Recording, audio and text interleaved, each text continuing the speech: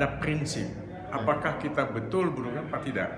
Kalau menurunkan, kita lihat mapping di Aceh ini, masyarakat kita masyarakat apa?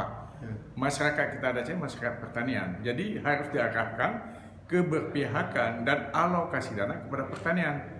Jadi kita minta pemimpin-pemimpin kita Aceh, apakah tingkat Pemda 1 Aceh atau kabupaten, harusnya keberpihakan kepada pertanian. Itu lebih gampang menurunkannya. Tapi kalau kita di luar itu susah. Jadi yang kita dorong supaya jalan, karena baik geothermal akan menjadi power kita dan power yang kita butuhkan. Begitu juga Sabang. Sabang kan sudah ada undang-undang report Sabang ini. Tapi undang-undang ada, tapi programnya nggak jalan. Jadi hari ini yang penting menurut saya tidak perlu selalu bersandar pada undang-undang dan peraturan. Dalam artian jangan tergantung di situ. Tapi yang penting ini pejabat-pejabatnya bisa mendorong, memajukan dengan kreativitas dan inovasi. Itu.